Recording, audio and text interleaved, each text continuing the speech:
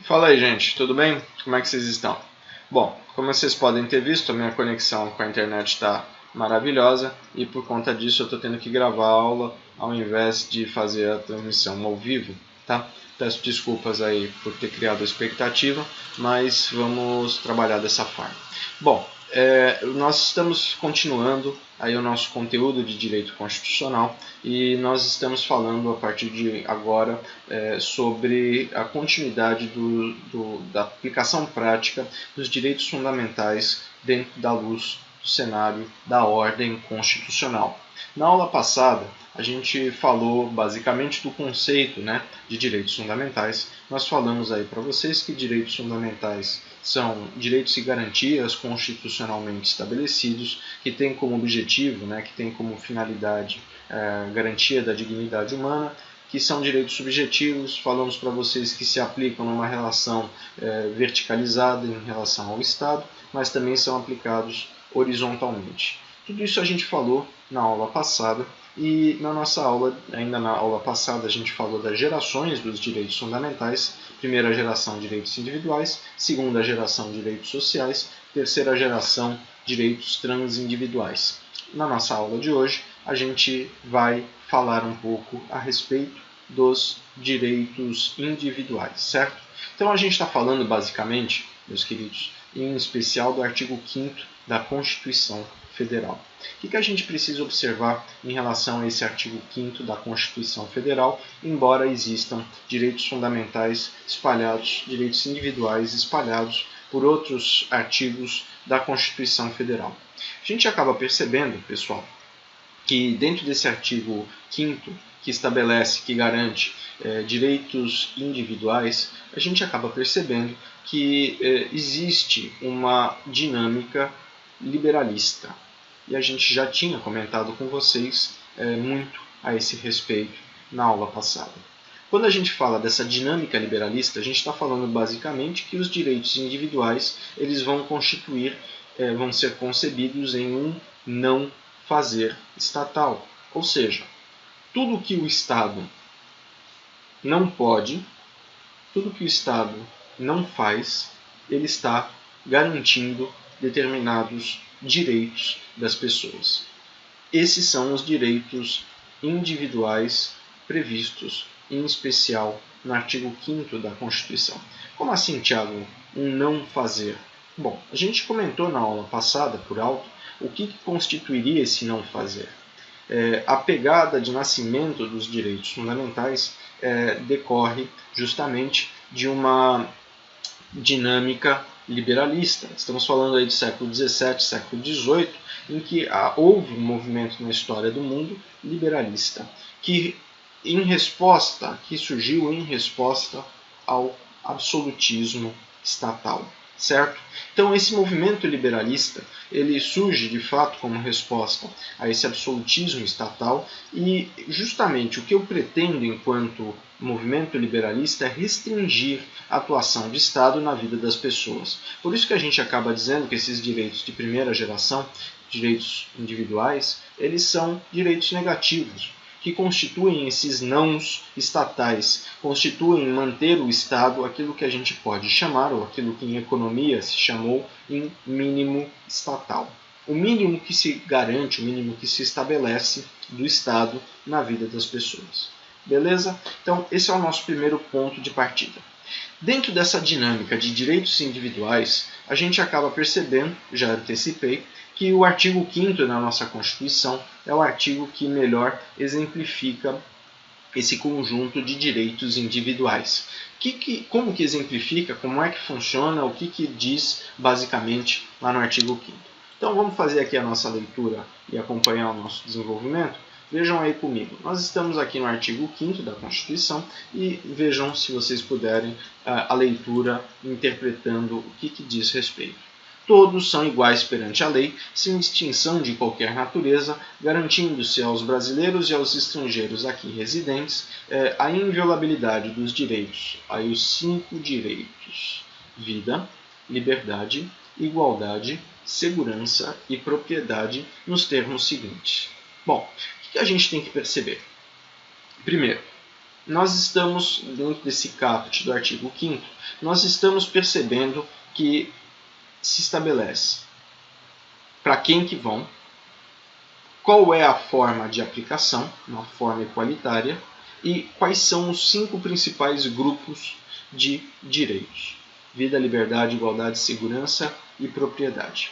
E, basicamente, mesmo o artigo 5º sendo tão longo quanto nós conseguimos aqui visualizar, são 78 incisos ao longo desse nosso artigo 5º, mesmo sendo tão longo, a gente acaba percebendo que todos esses 78 incisos acabam derivando destes 5 temas que nós aqui definimos para vocês.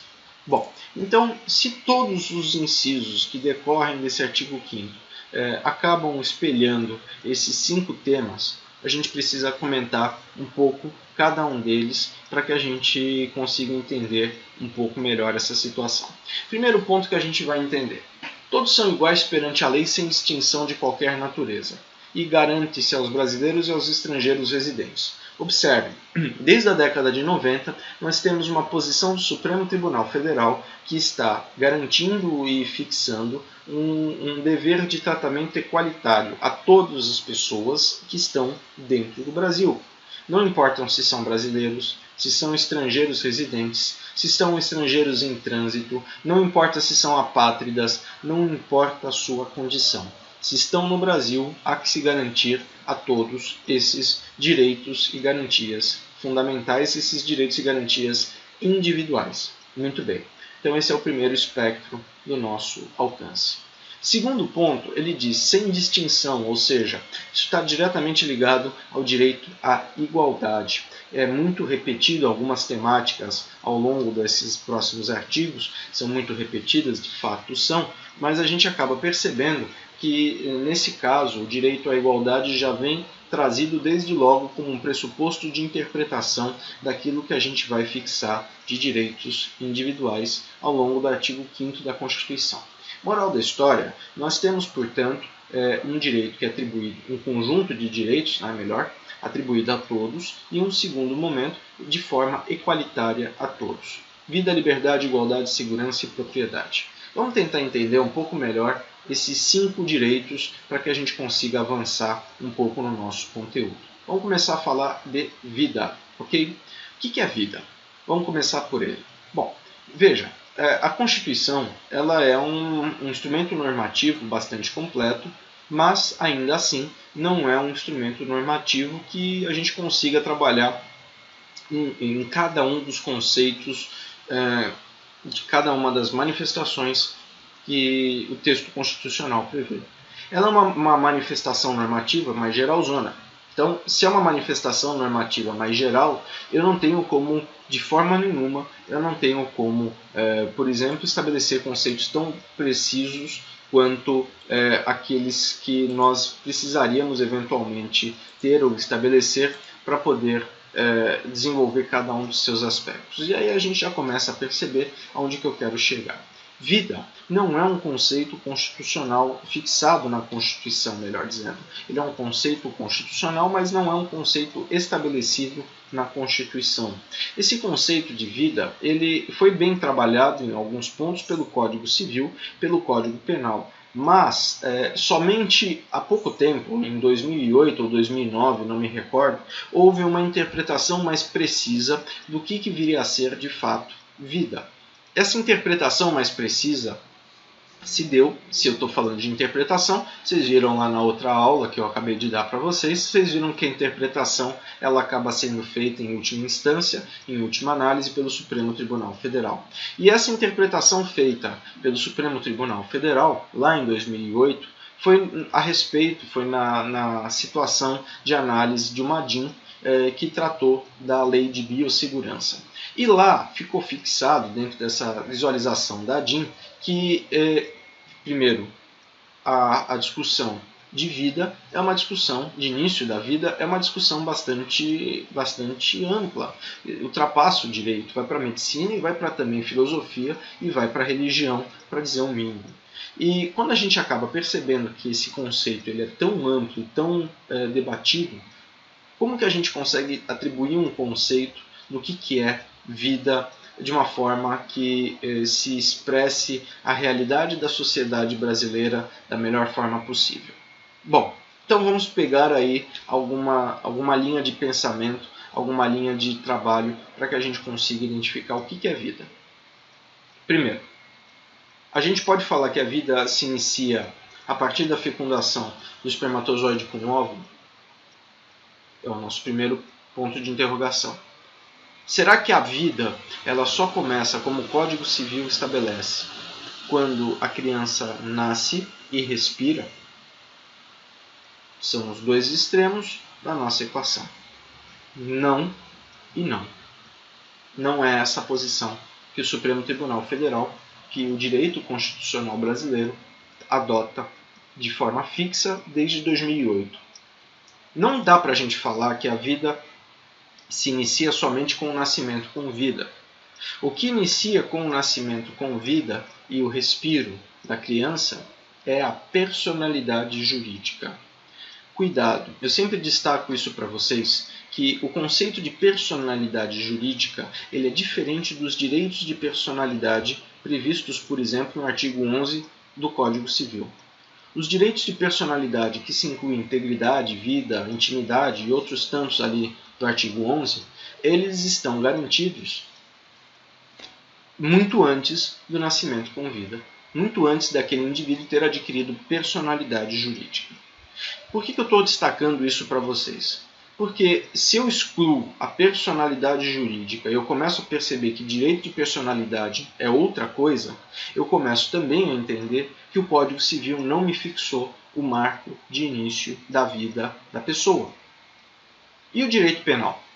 Bom, o direito penal ele também tem alguns elementos que vão indiciar até onde vai se proteger a vida das pessoas.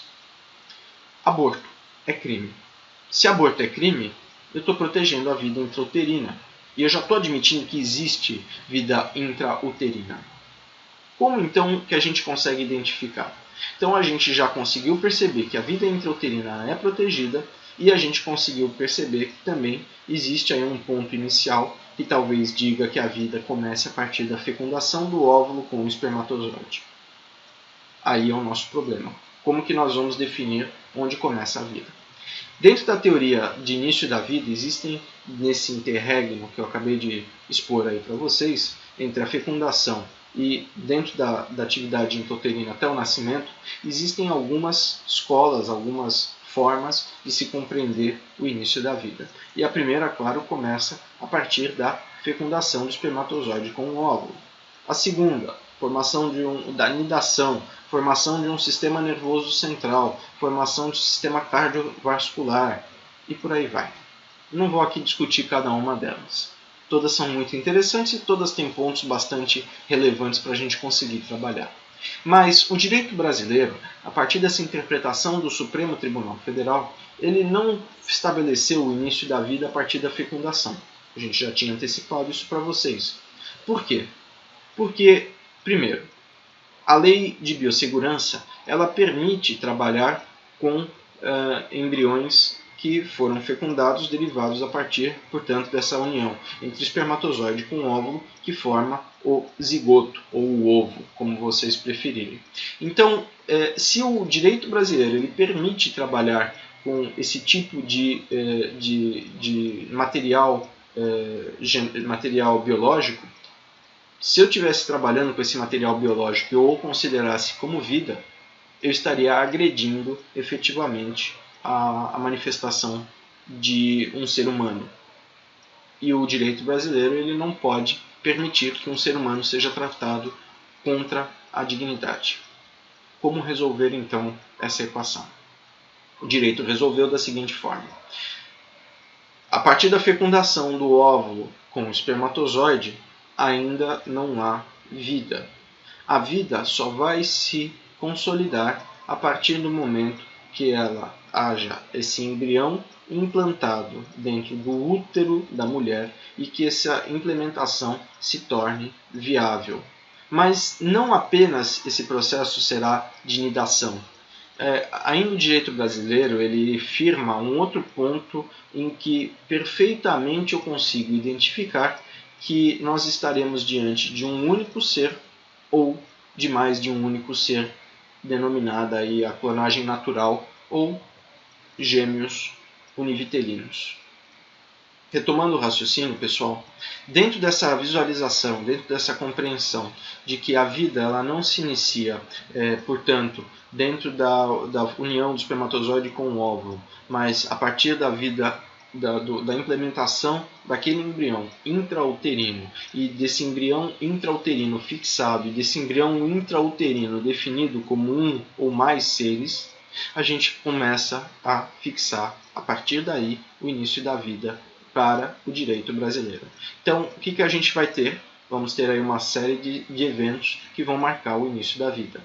Vida, primeiro, intrauterina, embrião viável, gravidez viável, nidação fixada e a visualização de que aquele determinado ser se tornou um único ser ou se tornou mais de um ser dentro desse processo de clonagem natural ou gêmeos univitelinos. Então, observados todos esses critérios, aí sim, para o direito brasileiro, nós temos vida. Embora, portanto, o início da vida para o direito brasileiro seja quando aquele embrião se define como sendo um ou mais seres dentro da barriga da mulher, a gente percebe que o direito brasileiro também não permite que seja tratado o material genético, o material biológico colhido de uma forma desairosa, de uma forma leviana. Não.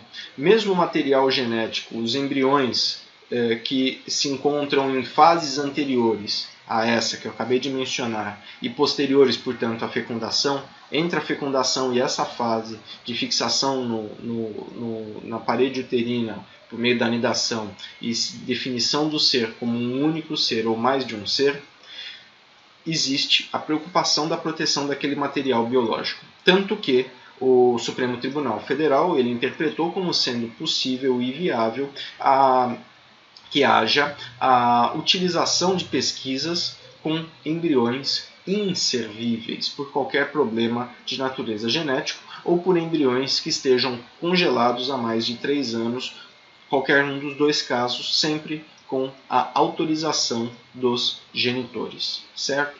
Então, embora não sejam considerados ainda seres humanos vivos, ainda assim nós percebemos que há a possibilidade de trabalho de manipulação destes determinados seres biológicos, certo? Eu destaco isso tudo para vocês porque a gente acaba percebendo o seguinte: nós temos uma posição consolidada do direito a respeito desse assunto. E essa posição do direito ela pode destoar daquilo que nós temos como posição cotidiana, posição religiosa, perdão, posição do dia a dia. Não importa. O que a gente acaba percebendo é que essa posição que nós adotemos na nossa esfera individual de análise é uma posição particular nossa. Tem que ser respeitada como tudo na vida, mas ainda assim é uma posição pessoal. E a posição jurídica nem sempre vai coincidir com a nossa posição pessoal. Nessa mesma lei de biossegurança, foi estabelecido o oposto à vida. O conceito de morte fixado foi justamente definido porque há previsão da possibilidade da doação de material por meio de órgãos, por meio de tecidos, de pessoas que já têm decretado a sua morte para pessoas que ainda estão vivas. E aí se cai na necessidade da análise do conceito da morte. Onde inicia ou por que meio que se inicia a morte da pessoa? A morte vai naturalmente acontecer por meio, claro, da parada, da falência do sistema cardiorrespiratório. Houve uma falência definitiva, uma falência estável do sistema cardiorrespiratório, sem possibilidade de manutenção do mesmo. É óbvio que existe a morte daquela determinada pessoa. Mas não é essa a hipótese mais significativa para o direito. Porque a partir do momento que há a falência do sistema cardiorrespiratório, a falência das funções mais primitivas e básicas da atividade cerebral do cérebro. O problema não é esse. O problema é que, em muitos casos, nós temos a falência, a manutenção do sistema cardiorrespiratório por meio da manutenção de processos mecânicos que existem naturalmente no corpo, dentro do cerebelo, mantidos pelo cerebelo, uma região mais central do cérebro, e ainda assim a região mais externa do cérebro, o córtex como um todo, acaba continuando a promover, produzir atividade enquanto a pessoa está viva, mas em alguns casos o córtex ele não tem mais resposta a estímulos.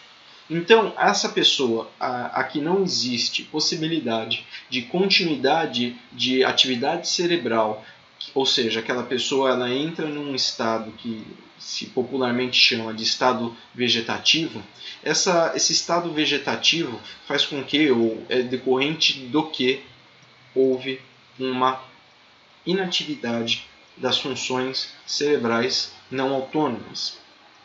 Esse estado vegetativo não se confunde com o estado comatoso, ok? Eu tenho um estado comatoso, eu tenho uma inatividade dos processos como uma forma de proteção do cérebro. Esse coma pode ser um coma induzido ou pode ser um coma natural, mas de todo jeito a finalidade, a função do coma é preservar o cérebro como um todo, um sistema, um modo defensivo do corpo. Ou então, esse estado comatoso não vai se confundir com a morte cerebral. O que pode acontecer, quando muito, é de repente, a um estado comatoso mais prolongado, haja uma subsequente morte cerebral. Mas de todo jeito, o estado comatoso ele não se confunde com morte cerebral. Há uma frequência, uma variação nas ondas cerebrais produzidas num e no outro que permite justamente essa constatação.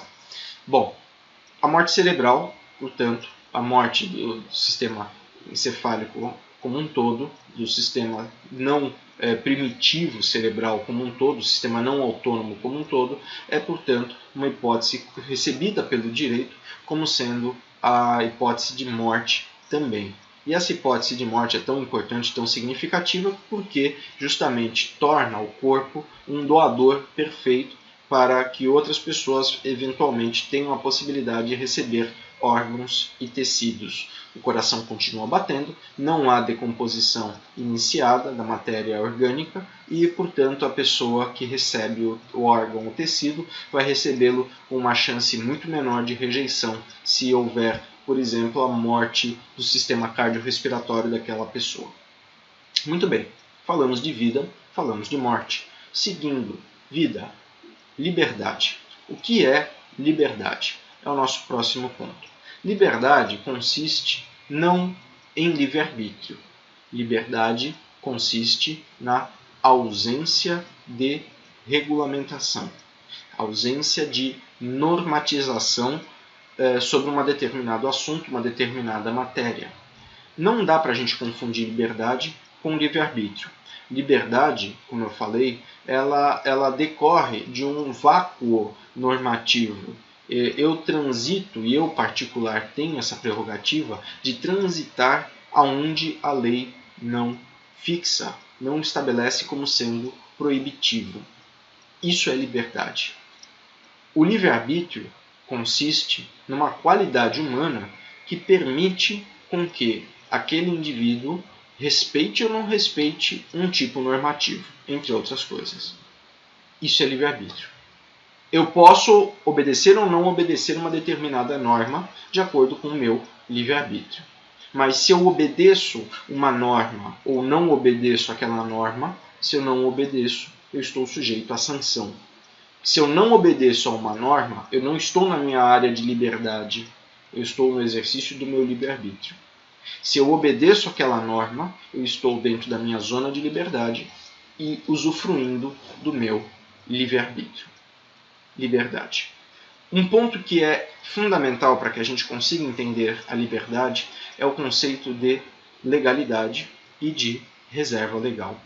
O conceito de legalidade ele estabelece para os particulares que somente o particular está obrigado a fazer ou não fazer alguma coisa em virtude de lei.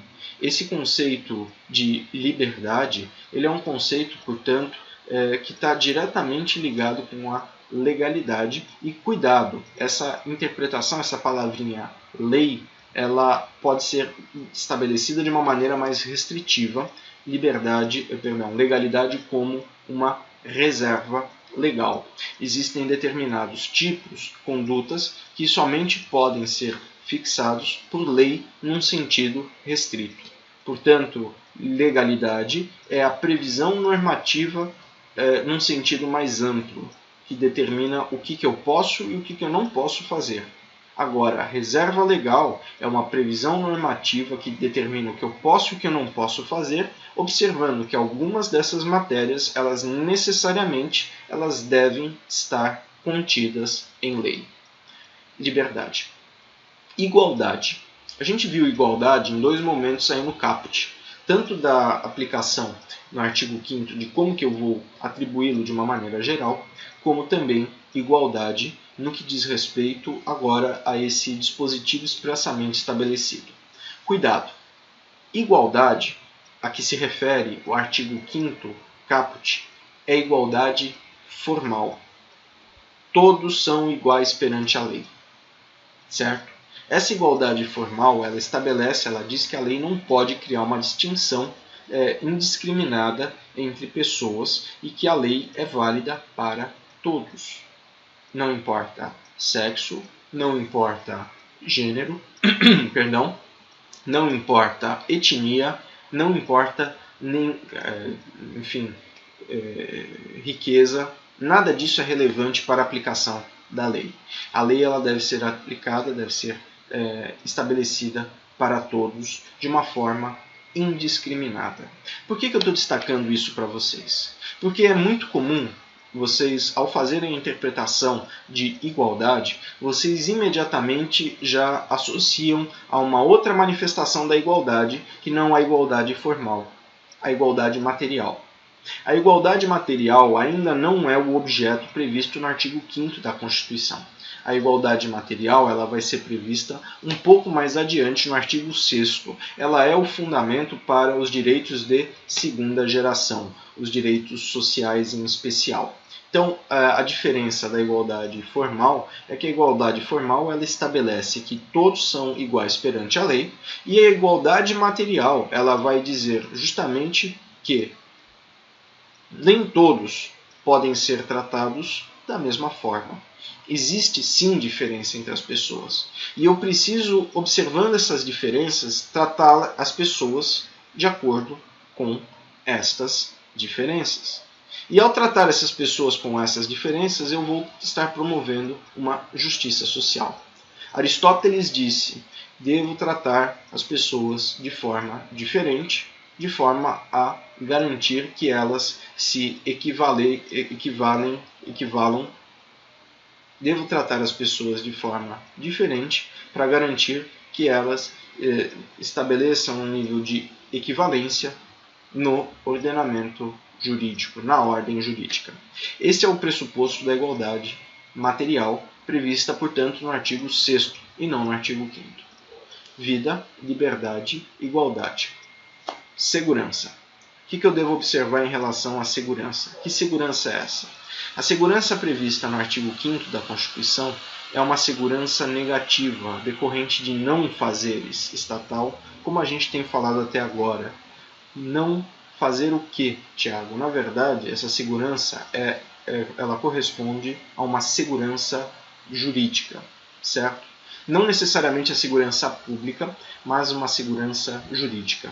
Por óbvio que quando a gente fala de segurança jurídica, há uma consequência de segurança pública, mas quando a gente está falando em especial de segurança jurídica, a gente está falando em especial também de previsibilidade estatal. Ou seja, da qualidade de o Estado ele se mostrar, definir, estabelecer um caminho, um parâmetro que seja único e absolutamente previsível. Isso é muito legal, pessoal, para a gente poder entender e fazer um contraponto da legalidade que a gente falou agora há pouco, quando falamos de liberdade, para falarmos também da legalidade em relação ao Estado. A legalidade em relação aos particulares, ela garante que o particular somente está obrigado a fazer ou deixar de fazer alguma coisa, senão em virtude de lei. Ou seja, tudo é permitido, à exceção daquilo que a lei diz que não pode. Para a administração pública, para garantir justamente essa segurança jurídica, o Estado, diferentemente, ele vai ter uma outra legalidade, que, embora tenha o nome de legalidade, ela é uma legalidade que deve ser interpretada de forma, ao contrário, muito mais estrita legalidade. Artigo 37 da Constituição, ela fixa que o Estado ele deverá observar a legalidade, aqueles 5 princípios lá do artigo 37, legalidade, impessoalidade, moralidade, publicidade e eficiência. A legalidade desse artigo 37 é a legalidade que se refere como segurança jurídica, uma previsibilidade das ações estatais. O Estado ele deve se mover de acordo com aquilo que a lei determina, que a lei estabelece, que a lei manda. O Estado não se move se não houver uma lei que o garanta. E entre os predicados dessa previsibilidade, nós temos o respeito dentro dessa segurança jurídica, nós temos o respeito à coisa julgada, ao direito adquirido e ao ato jurídico perfeito. E para a manutenção dessa segurança jurídica, existem, claro, instrumentos que o Estado vai se valer, e aí sim uma decorrência desses instrumentos é a segurança pública. Mas a ideia que eu sempre coloco para vocês é que segurança jurídica não se confunde com segurança pública. Segurança jurídica é um conceito muito mais amplo do que segurança pública. Por fim, propriedade. O último princípio, o último direito, o último princípio que está previsto aí no caput da nossa Constituição.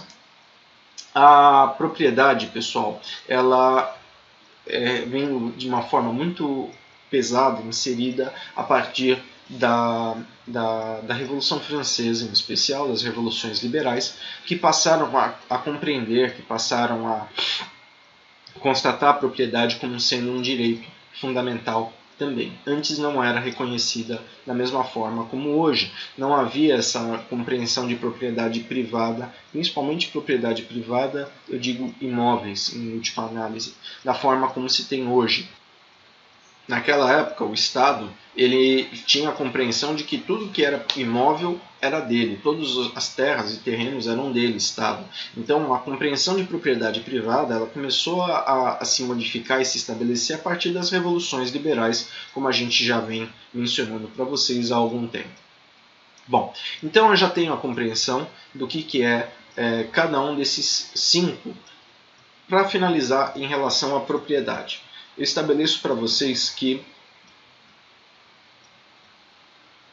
Bom, então em função disso, dessa concepção de que foi inserida a propriedade como sendo um direito fundamental, a gente acaba percebendo que essa propriedade, embora muito relevante e muito importante, ainda assim ela não é um direito absoluto nem ilimitado. E essa propriedade ela tem que ser analisada de uma forma, num conceito, numa análise mais ampliativa do que simplesmente a concepção da propriedade prevista aí no artigo 5º da Constituição. Essa propriedade ela é limitada por uma necessidade de observância à função socioambiental. O que vem a ser a função socioambiental da propriedade? A função socioambiental está definida pelos artigos 182, 186 e artigo 225 da Constituição. E esse conjunto de artigos diz basicamente, aqui a gente faz uma interpretação muito superficial, mas esse conjunto de artigos diz que eu não posso fazer o que eu quero com o meu imóvel. Esse imóvel em especial, essa máxima expressão do direito de propriedade, ele deve sim observar todo um contexto, deve sim observar todo um cenário de necessidades sociais e necessidade também de proteção ao ambiente. Observando então tudo isso, aí sim a gente acaba definindo o que resta por aquilo que a gente pode fazer ou deixar de fazer na nossa propriedade. Mais uma vez revela, não existe direito absoluto, mesmo dentro dos direitos fundamentais, não existe direito absoluto. Bom, a gente então, pessoal, fez essa interpretação corrida desses primeiros 5 direitos do artigo 5º da Constituição, e aí a gente vai começar, a partir da próxima aula, a gente vai começar a interpretação. E aí, a partir da nossa próxima aula, a gente começa a falar um pouco mais a miúde dos direitos sociais. O que a gente hoje, só para finalizar, vai passar para vocês que diz respeito aos direitos sociais? A gente vai colocar, meninos e meninas, que os direitos sociais eles acabam constituindo uma manifestação de direitos fundamentais que passa a demandar por parte do Estado determinadas medidas e determinadas ações que os direitos individuais não previram ou não conseguiram garantir pela abstenção estatal. Vamos tentar entender essa dinâmica um pouco para vocês começarem a refletir ao longo dessa próxima semana, e aí na próxima semana a gente desenrola esse nosso conteúdo. Vejam vocês, quando a gente fala de direitos individuais, a gente está falando de um conjunto de não fazeres estatais. O Estado garante a minha vida não me matando. O Estado garante a minha liberdade não me prendendo. O Estado garante a minha propriedade não tirando as coisas de mim. Esses são os direitos negativos, esses são os direitos individuais, esses são os direitos de primeira geração. Pelo menos por essa primeira análise que a gente está aqui colocando, mas sem querer entrar muito nessa uma abordagem um pouco mais aprofundada, mas a princípio é isso. Nós temos uma ordem estatal, um não fazer estatal, um não agredir estatal que deve ser definido. Diante desse cenário, a gente acaba percebendo que muitos das necessidades humanas, elas não se firmaram, não conseguiram se estabelecer somente a partir dessa série de não agir do Estado. O Estado não faz, o Estado não vai, não atinge, não faz. Ainda assim, eu vou ter a necessidade de criar outros conjuntos de direitos, e esses outros conjuntos de direitos agora não mais responsáveis por um não fazer estatal, agora por um agir estatal. Então, esses direitos, essa sequência de agires estatais, essa sequência de direitos sociais que a gente está comentando aqui com vocês, essa sequência de direitos acaba sendo, claro, decorrência de uma postura, uma modificação de postura que começou a acontecer, ou melhor, se consolidar, em especial a partir da Revolução Industrial, a partir mais ou menos dos idos de 1850 e diante, em especial com o estabelecimento do Estado Social no mundo, com a mudança guinada do pensamento social no mundo afora, com a percepção de que um momento liberalista só, um movimento de estabelecimento de negações de mínimo estatal, não conseguiria resolver todos os problemas que surgiram também no mundo afora. Então há necessidade sim de uma postura agora que não é mais uma postura negativa, há necessidade de uma postura positiva por parte do Estado.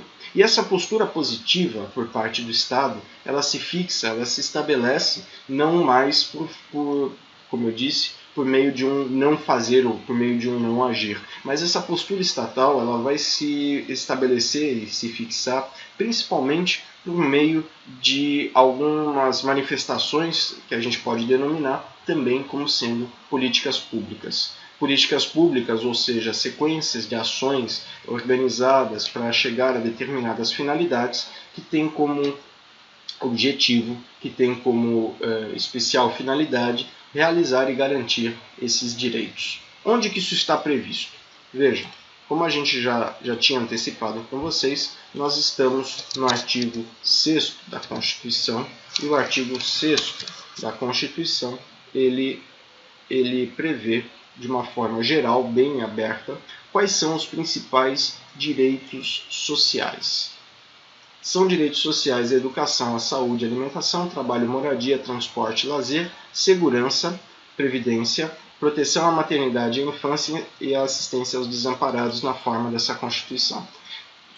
Só reiterando mais uma vez a questão da segurança, ela está aqui da mesma forma como está lá no artigo 5º da Constituição. Artigo 5º, repito, ela é uma segurança jurídica que tem uma ligação com a segurança pública.